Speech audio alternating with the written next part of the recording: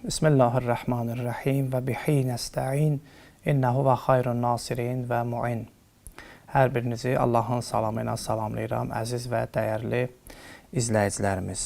İnşallah bugün Məhərrəmlik ayı və Ərbəin səfəri haqqında söhbət edəcəyik. Hər il Məhərrəmlik ayı gələndə zaman sanki axarın dəyişir. Tarixin dərinliklərindən gələn bir hüzün, eyni zamanda böyük bir oyanış ruhu qəlblərimizə hakim olur. Bu elə bir aydır ki, bizə sadəcə keçmişdə baş verən hadisəni xatırlatmır, ağırlı hadisəni xatırlatmır və bizə insan olmağın, fədakarlığın və daxili saflaşmağın yollarını göstərir. Bugün sizinlə Məhərrəmlik ayının bəxş elədiyi mənəvi faydalardan və bu yolun ən möhtəşəm zirvəsi olan Ərbəin səfərinin fəlsəfəsindən söhbət edəcəyik. Gəlin bir düşünək. Niyə görə hər il Məhərrəmlik ayı gəlir və bu Məhərrəmlik ayı həmişə yaşardı, aradan getmir? Niyə əsrlərdir bu məktəb köhnəlmir? Buna səbəb nədir? Birincisi budur ki, Məhərrəmlik vicdanın cilalanmasıdır. İmam Hüseyn əleyhissalamın Kərbəla məktəbi bizə haqsızlığa qarşı susmamağı, dürüstlüyü və ləyaqətli olmağı öyrədir, başa salır. Bu ayda insan öz daxilinə boylanır, öz ədalət və vicdanını tərəziyə qoyur. İkinci budur ki, empatiya hissi. İnsan özünü İmam Hüseyn əleyhissalamın və onun ətrafında olanların yerinə qoyur. Ki, Aşura gününün susuzluğunu, çətinliyini anlamaq bizə ətrafımızdakı ehtiyac sahibləri ki var, onlara qarşı mehriban olmağı öyrədir və bu ayda qəlblər yumşalır, insanların bir-birinə qarşı olan kini aradan gedir. Və üçüncüsü budur ki, ruhun saflaşmağı. İmam Hüseyn əleyhissalam üçün tökülən göz yaşı insanın ruhunu saflaşdırır, insanın ruhunu paklaşdırır, təmizləyir, insana insan olmağı öyrədir. Yaxşı, bəs bu mənəvi dirçəlişin ən canlı, ən kütləvi təzahürü harda baş verir? Təbii ki, Ərbəin səfərində.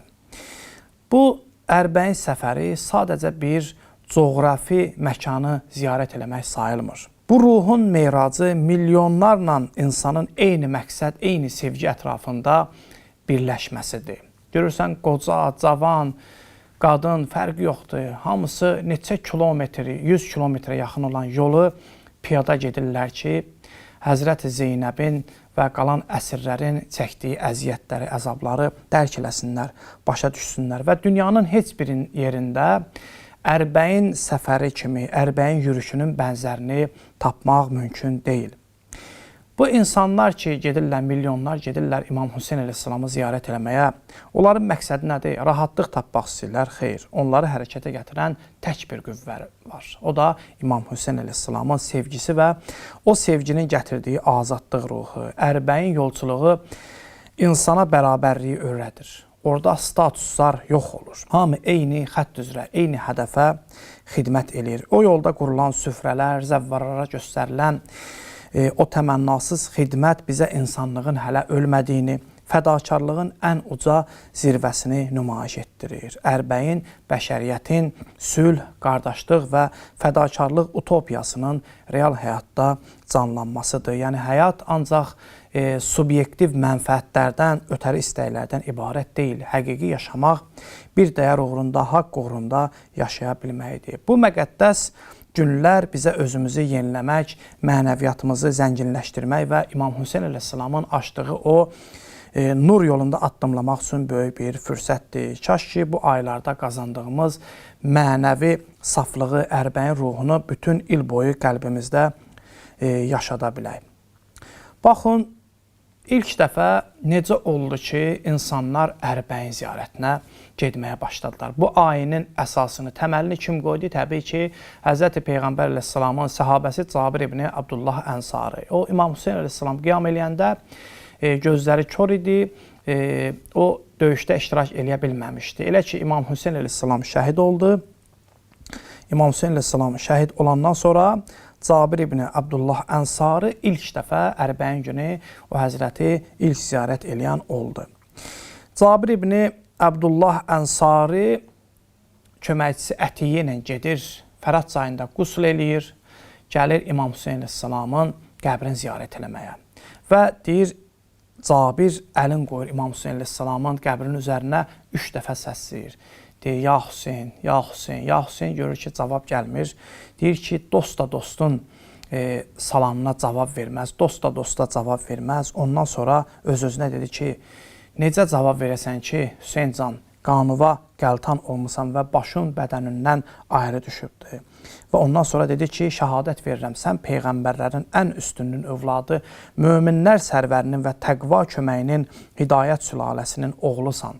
Sən Kisa əshabının 5-cisi, rəhbərlər ağasının və xanımlar xanımı Fatimənin oğlusan. Niyə də belə olmasın?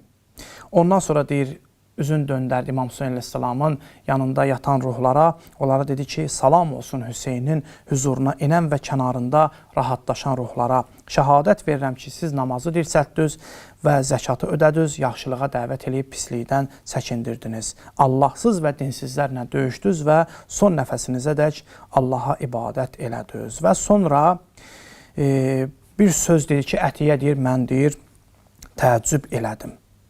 Ondan sonra dedi ki, Muhammədi haqq olaraq peyğəmbərliyə seçən Allaha and olsun ki, biz siz şəhidlərin daxil olduğu yolda şərikük. Ətiyə dedi ki, necə ola bilər bu sözü deyirsən sən? Cabir dedi ki, peyğəmbər buyurub ki, hər kim bir dəstəni sevsə, qiyamət günü onlarla məhşur olacaq və hər kəs bir dəstənin əməlini sevsə, onların əməlində şərikdir. Muhammədi haqq olaraq peyğəmbərliyə seçən Allaha and olsun ki, əgər mən zəiflik və çarəsizlikdən İmam Hüseyn əleyhissalamın kənarında olmadımsa da, mən və dostlarımın niyyət və istəyi İmam Hüseyn əleyhissalam və dostlarının getdiyi yoldur. Allahdan istəyirəm ki, arzusunda olan hər kəsə Ərbəyin ziyarətini nəsib eləsin. O yolun çətinlikləri ki var, o yolun çətinlikləri, o şirinlik, o çətinlikləri aradan aparır. Allah bizlərə bu ziyarəti nəsib eləsin, bizlərə Məhərrəmlik ayını düzgün başa düşüb, dərk eləyib bu ayı düzgün şəkildə yaşayanlardan, İmam Hüseyn əleyhissalamdan ayrı düşənlərdən bizləri qərar verməsin. Vəssalamun aleykum və rəhmətullahi və bərəkatuhu.